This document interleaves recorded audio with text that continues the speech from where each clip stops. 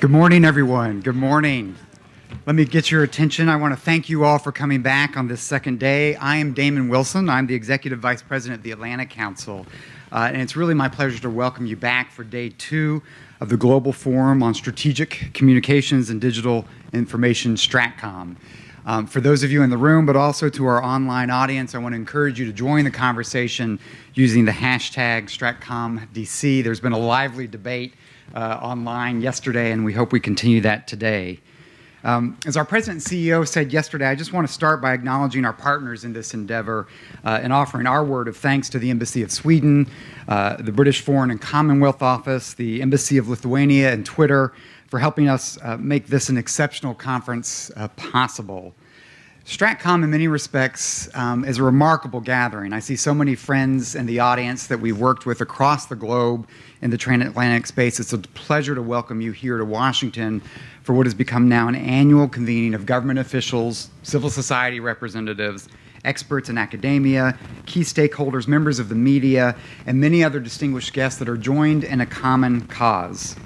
It's also just one part of the Atlantic Council's body of work in identifying, exposing, and fighting against disinformation campaigns. The Council's been working intentionally on Kremlin-linked disinformation since 2014, far before it was on the global radar. In 2014, as you all well know, the Kremlin used a massive campaign of distraction and denial to obfuscate its aggression in eastern Ukraine. Since then, it's used cyber attacks and disinformation campaigns to disrupt, distort, and destabilize democracies worldwide, including in our own. In response, the Council has gone on offense to defend democracy with many of the partners in the room today through the reports that you publish, the events we convene, the disinformation portal that we've launched and that you contribute to counteract these attacks, but also to provide a platform for partners and allies to coordinate their efforts. And yes, while the Kremlin is still a major actor in the disinformation space, it's not the only one. Today, both state and non-state actors employ a range of tools to conduct malign information operations. And this is why the second of this iteration of STRATCOM is not only transatlantic, but has opened up globally. Yesterday, during part 1 of the event, we started with a wide variety of leading experts on a number of relevant subjects. We started with a broad global perspective touching on disinformation in Asia, in Africa, and South America, and then narrowed in on the timely topic of interference in U.S. and European elections that are happening now. We then focused on the Kremlin's influence operations, the source of much of this interference. And finally, we took a look at one of the main platforms for spreading disinformation, the internet, and specifically the manipulation and control of online audiences' attention and opinions. So today, after this opening, which I'm really pleased we're having to kick this off, the format will be a little bit different. You're going to divide into smaller workshops today, workshop settings, in order to dig a little bit deeper, getting past the what, the why, and even the how on the issue, driving towards realistic, genuine solutions to the problems and threats that disinformation presents. But to kick us off today, I am particularly pleased. I have the privilege of introducing a remarkable senator, Senator Chris Murphy. Senator Murphy has served in the U.S. Senate from Connecticut since 2013, and he's a member of the Senate Committee on Foreign Relations. Prior to this, he spent several years in the U.S. House of Representatives, as well as in the Connecticut General Assembly. Importantly for today's conversation, Senator Murphy has been a driving force in funding and standing up the State Department's Global Engagement Center to work on exposing and countering foreign propaganda and influence. In fact, in 2016, at the Atlantic Council, he joined and introduced with Senator Rob Portman a bipartisan bill that became the Countering Foreign Propaganda and Disinformation Act. Senator Murphy has been a champion of these issues. He's also been an early actor before many in the U.S. Senate appreciated what was unfolding. He came and stood on our stage in the wake of a really remarkable visit to Ukraine in 2014 to discuss a strategy towards a Europe whole and free, and standing there with Senator McCain, discussed American strategy towards Ukraine as it was unfolding in real time on the ground. I've had the opportunity to get to know him over recent years. This is one of the rising stars in our Senate, an extraordinary voice for American values and interests on foreign policy and national security. We're so pleased at a pretty particularly busy time for our Congress that you've been able to carve out a few minutes to be with us today. So please join me in welcoming Senator Murphy to the stage.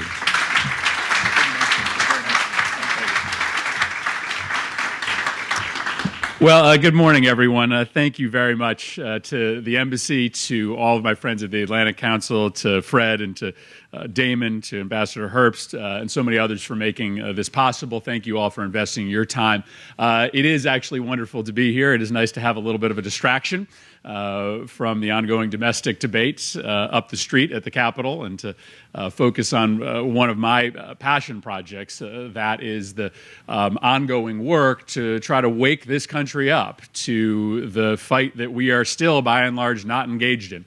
All across the world in the manner that we should. That is the fight for information, the fight to be able to allow for countries to have an honest shot at understanding an objective narrative about their future and present. And so I'm really excited to hear a little bit more about the outcome of your dialogue here today. And again, I thank you for being some of the early leaders in trying to prompt this conversation in the United States Congress.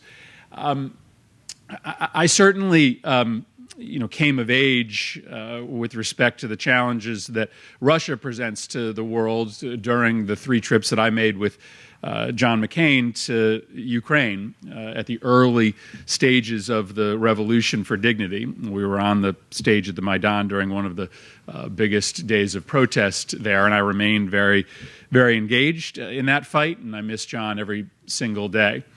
But I would say that my real wake-up call with respect to our absence from the playing field on the issue of propaganda and information came a couple of years later, when I took my first trip to the Balkans. My first stop was in Belgrade, and some of you have heard me tell this story before. This was in the late stages of the Obama administration, at a moment when Russia was making a big play to try to establish new military partnerships, new economic partnerships with the Serbian government.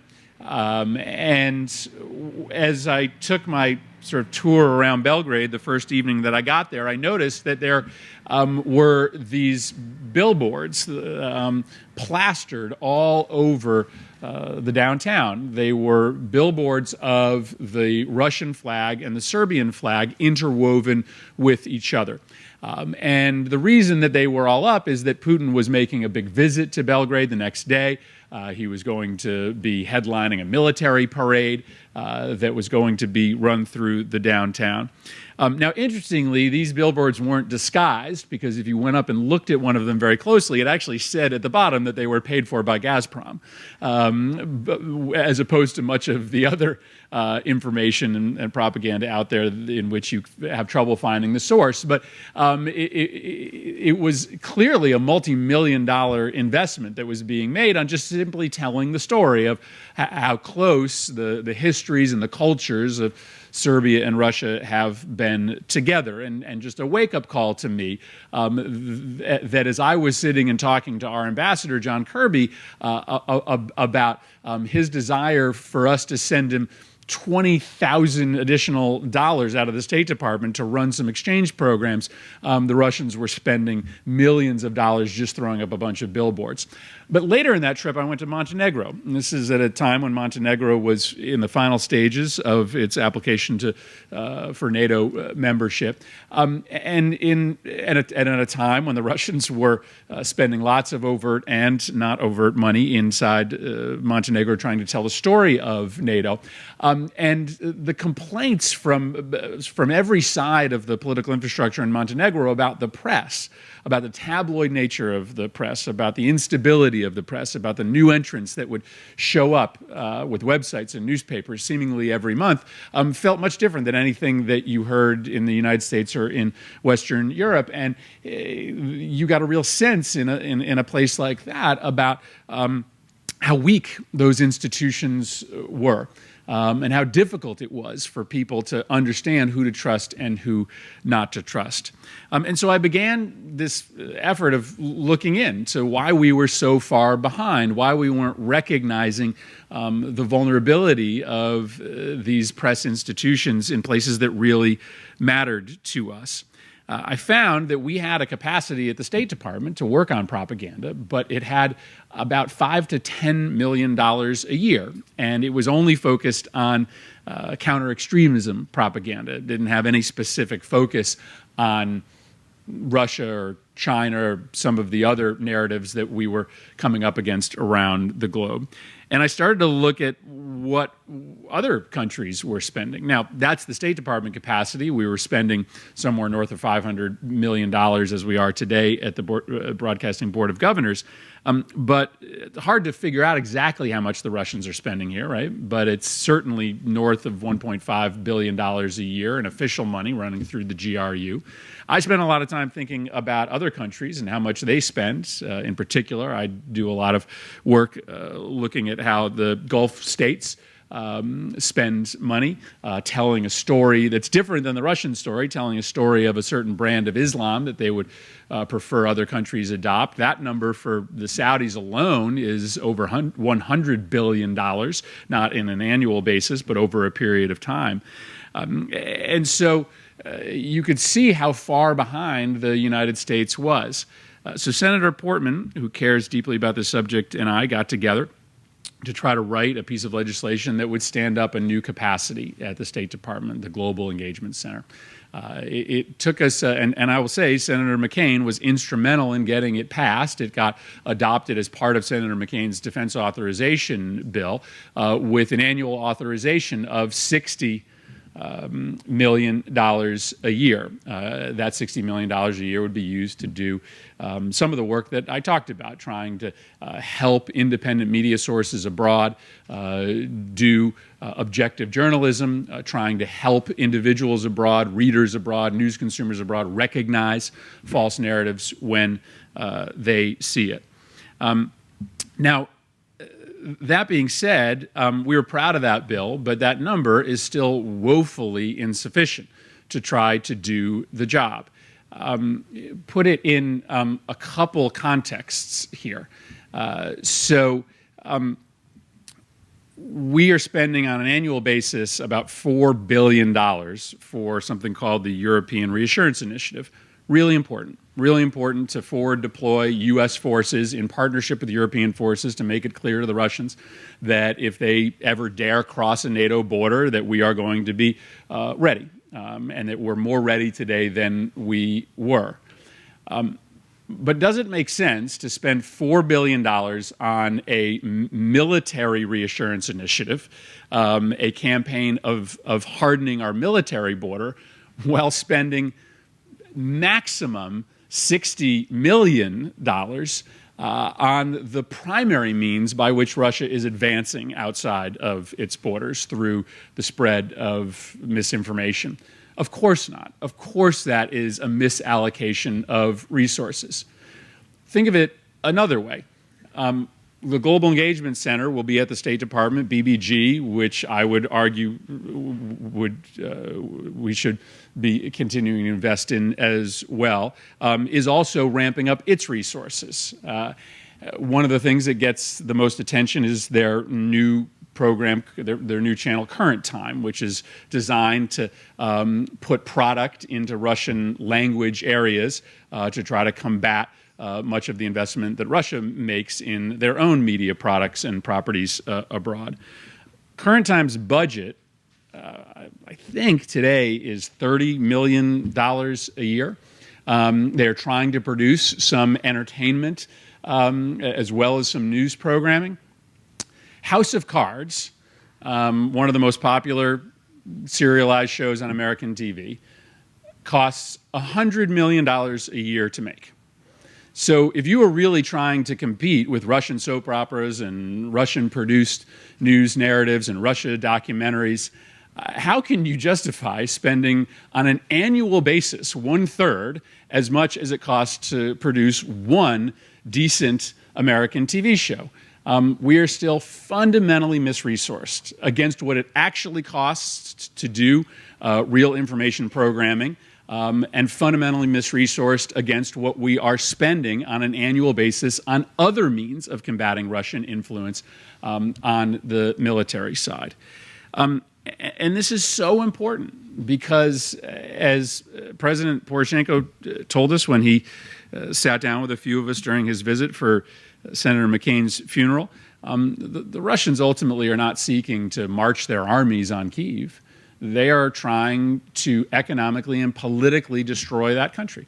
They are trying to weaken that country such that ultimately the voters of Ukraine will make a decision to elect someone to a leadership position that just ends up cutting a deal with the Russians. It's just better to lie with them than to fight them. And so as much as it's important to have this debate about what kind of military hardware we transfer to the Ukrainian military, which seems to be about 70% of the debate here in the United States, it is much more important to do all of the partnerships that are necessary in order to protect Ukraine politically and economically. We are simply not doing that today. And we don't have the capacity today in the Congress to shift our mindset away from one in which we simply think about the kinetic threats. Right? I spend 3 times as much time talking about Javelin missiles than I do thinking about all of the ways in which Russia is launching new and innovative information attacks on Ukraine. The Saudis aren't sending an aircraft carrier into Indonesia. They are sending millions of dollars trying to promote a brand of Islam that ultimately forms the building blocks for the very extremist groups that we are fighting against. And yet we have very little capacity to work on that or even talk about it. And so this conversation you're having is so critically important. But we run up against a lot of hurdles in this administration, and I'll leave this here. When we passed the legislation, we capped it out at $60 million a year for the GEC. We have been fighting with the Trump administration for 2 years to try to scratch and claw to get at least $20 million of that sent over from the Department of Defense. And we have only been successful in that through a public shaming campaign of this administration. At first, they were worried that this would be provocative to the Russians. Then they said they didn't have the money to spare in the Department of Defense. But there has been obstacle after obstacle put in the way of standing up this capacity by this administration. And the hiring freeze at the Department of State and the constant budgets being submitted to Congress to gut funding for the State Department writ large and for the BBG and for the programming that we're talking about doesn't help either. But neither does the president's refusal to admit that the Russians tried to influence the 2016 election.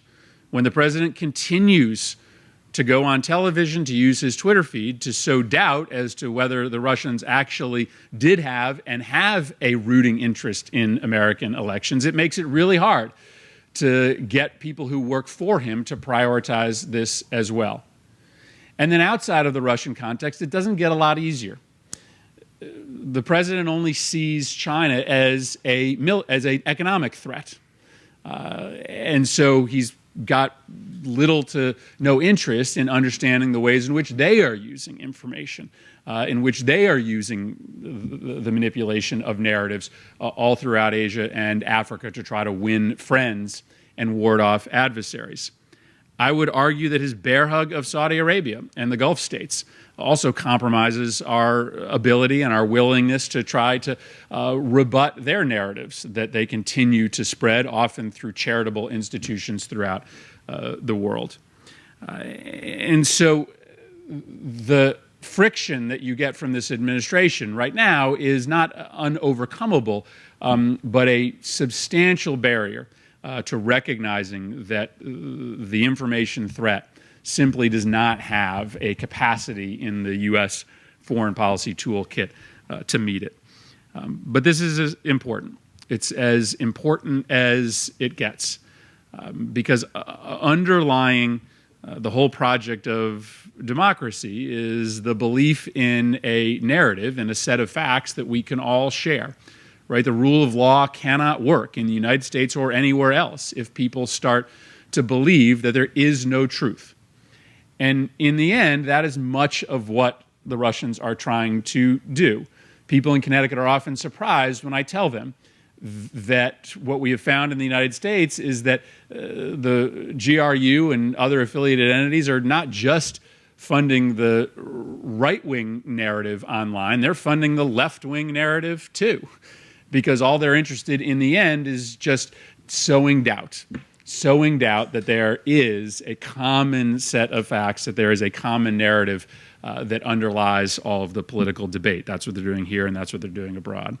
And so my eyes have been open to this. I'm glad that I have Republican partners to work on this in the United States Senate. It's not just Rob Portman. It's others, like, for instance, Lindsey Graham and Bob Corker, who care deeply about this. And I appreciate the amount of time that you're spending on it as well. I haven't gotten into this morning the purely domestic context. I appreciate the fact that you've got some great partnerships with some of our private sector information platforms here in the United States. They can do much more. They can do much more to work with organizations like yours, like the Atlantic Council, to find those that are trying to find those foreign agents that are trying to manipulate the American debate and call them out, and to err on the side of caution. I just don't believe this idea that if you make a couple mistakes, you're ultimately fundamentally compromising your platform or the freedom of speech. The threat is big. And so our effort has to be big as well. I'm glad Secretary Nielsen will be here. I look forward to listening to the commitment that I hope that she will make to you. But you all have been instrumental in being canaries in the coal mine when it comes to the threat to American security from propaganda abroad. And I really look forward to hearing the product of your work today. Thank you very much for having me.